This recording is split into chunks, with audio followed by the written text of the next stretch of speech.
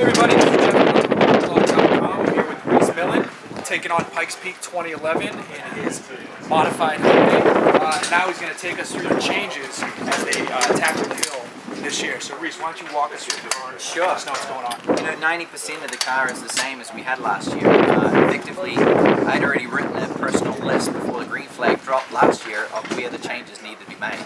And addressing those starting from the front and rear, obviously on differentials. The housing is the same. The unit in the inside was a gear-driven Torsen diff. We've gone to a clutch plate style, and we've done the breakaway and the ramp-on based on what we experienced with the balance of the rally car, the Hyundai Veloster rally car.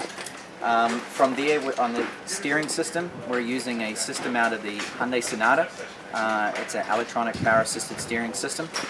We've gone away with a CAN sensor and just gone with a constant speed system, and it's very light, very nice. And then the steering rack ratio as well has also been increased to 1.5 turns total, rather than I think 2 turns that we had last year. Moving on down the line, transmission is the same. Shocks, we've done new valving into the shocks to balance them on the spring rate that we found last year to be adequate. Low speed mechanical grip and a high speed aerodynamic grip. The rear wing element and everything has changed.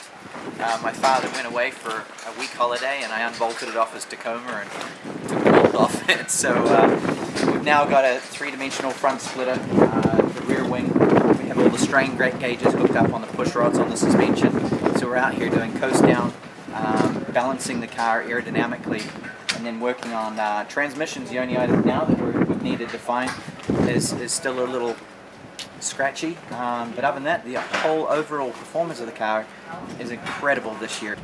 You know, the other element that we've done is we've formed through the drifting relationship and the rallycross relationship with Hankook Tire, obviously another Korean branding, so it works very well with the relationship with Hyundai. With the road having 2 more miles of pavement than we saw last year, we've chosen to go with a full slick. A full slick is not allowed per the race rules, so we've done a very light cut in the tire, one directional here for rear stability, slide grip, obviously turning in the front, and a chevron in here just to kind of clear the tire from any debris that might be on course or anything that you might see on the dirt. So the compound is great, the sidewall structure is great, and instantly the predictability of the chassis is night and day compared to last year. This car was very scary to drive last year. This year, it's just hammered to the ground.